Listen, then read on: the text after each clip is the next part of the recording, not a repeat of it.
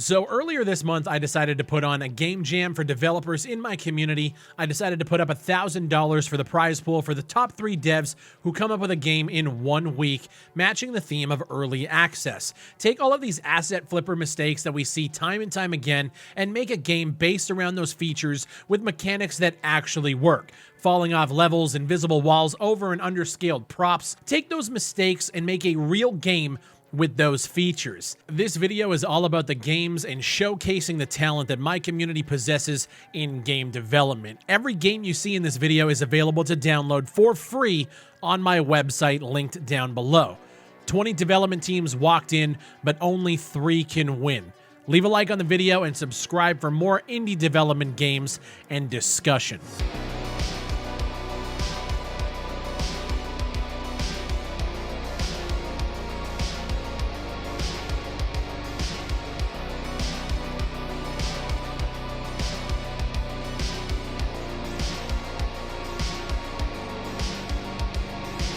We start this list off with entries 20 to 15. These games were pretty rudimentary and basic in their design, but it's kind of what I expected to see after a week's time.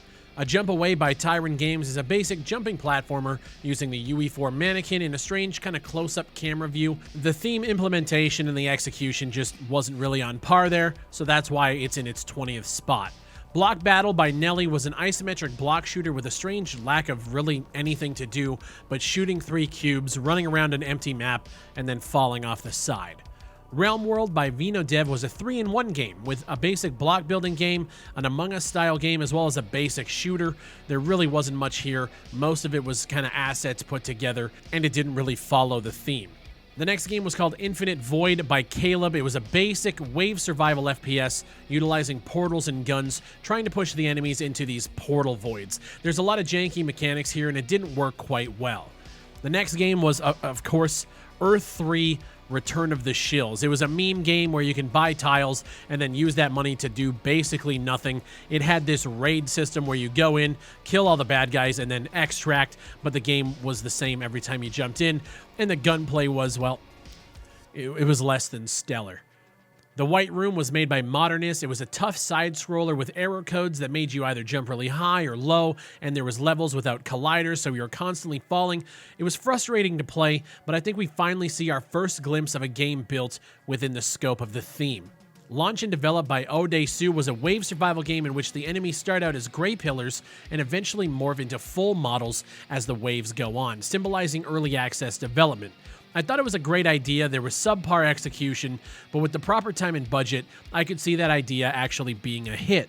Double Barrel Spaghetti by Icelay was a short puzzle shooter that utilized hit scan and projectile bullets to open and close doors. The game just kind of dropped you in with zero explanation, but I thought the idea was solid. The levels were pretty basic, but I like the idea in its core functionality. Fry Z by Christian and Lego Bush was a budget COD Zombies with new areas being unlocked, and of course, they put a minigame in there to buy tiles in.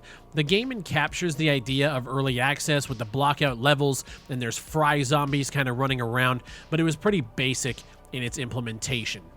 Duty and Honor by Roguebite Studios was a take on Call of Duty with weird mechanics kind of thrown throughout the levels. There was low gravity, floating enemies. If you shot barrels, sometimes they'd fly all over the place. While I overall liked the game, I felt like they missed the mark on the implementation. The theme itself was to take a mistake or something that most devs usually ignore and turn it into an actual gameplay feature.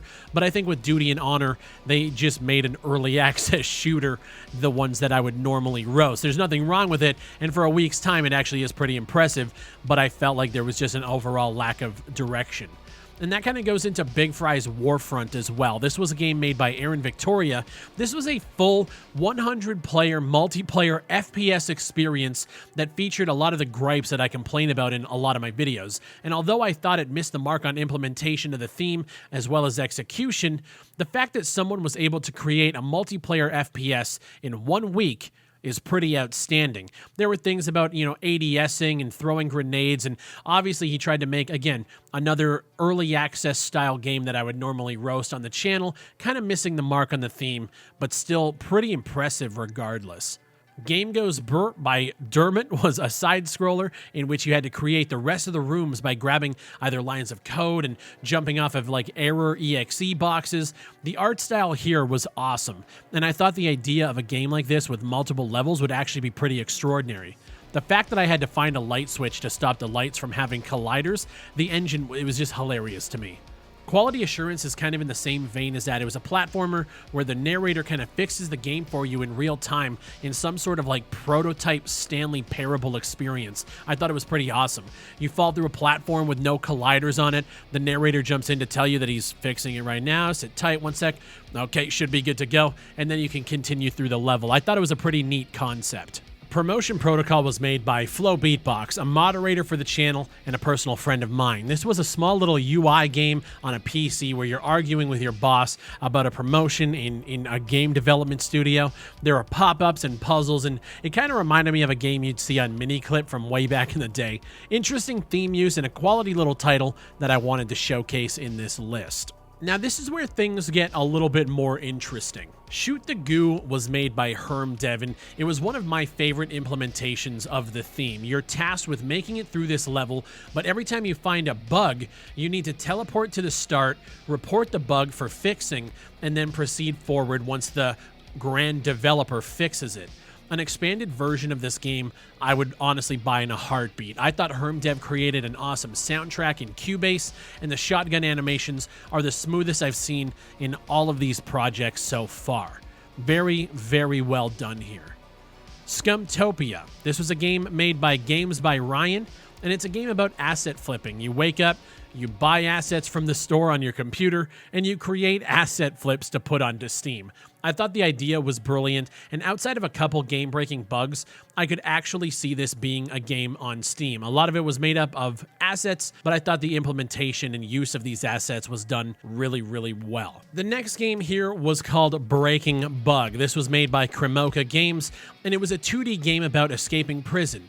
But the only issue is every time you interacted with something in the world, you risked breaking the engine that you're running on. You have 4 interactions before you get sent back to the beginning in your cell with all of the progress that you've done kind of saved. And then you can move on forward throughout the game. It created this weird time loop scenario based on breaking the game engine to progress. I thought it was a genius idea, foiled only by one actual game-breaking bug where a prop didn't show up to let you finish the game. I believe that they've patched it in so that the build that you guys can download actually allows you to finish the game, but the build that was submitted at the time it was due did not have this. I truly believe that it would be in the running for the #1 prize spot had this not happened. The reason we gave it to this game over Scumtopia is because the theme execution was handled perfectly, their art was all done in-house, and it was honestly just a joy to continue playing and trying to solve the puzzle. I honestly hope they decide to turn this into a real game because I absolutely loved playing this one. Big shout out to Kremoka Games and congratulations on winning the 3rd place spot. Number 2 goes to a game called Drop Off by Aligned Games. This was one of the best implementations of the theme because your goal is to basically kill all the enemies on the level, jump off, and then spawn into a new level. It took the classic jumping off the map trope in almost every one of my early access videos, and he turned it into a real gameplay mechanic and kind of built the game around that idea. I was very impressed with the idea. The sound effects were basically just him going pew pew pew, and the art wasn't really that popping. But for a week, creating an FPS with procedural generating levels and then implementing that jumping off the map idea, it was fucking genius. Shout out to Aligned Games for winning the number 2 spot.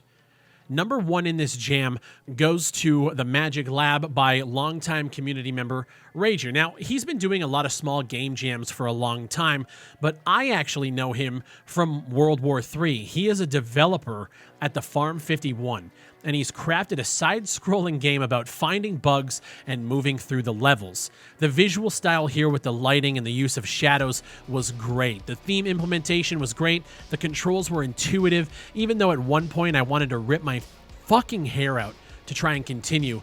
And of course, the literal Big Fry character was a nice touch. Congratulations to Rager for winning the Game Jam #1 prize pool slot. This could be a full game that I would pay money for if new levels were created for it, 100%. Now here's the twist. With this jam, there were obviously contest laws and age restrictions on winning the prize. If you're from certain countries, you're not actually allowed to enter contests like this, so we had to make sure that we follow all applicable laws and basically make it work. This is our first time doing this, and I wanted to do it on the up and up. So although the Magic Lab won the first prize, there was a game made by a 17-year-old developer named Frankie that absolutely, in my opinion, blew everyone else out of the fucking water. Even though he can't win the prize, Ground Unbound by Frankie Games is easily the best game to come out of this jam. There's a retrowave style FPS, and it takes the idea of drop off in terms of jumping off the platforms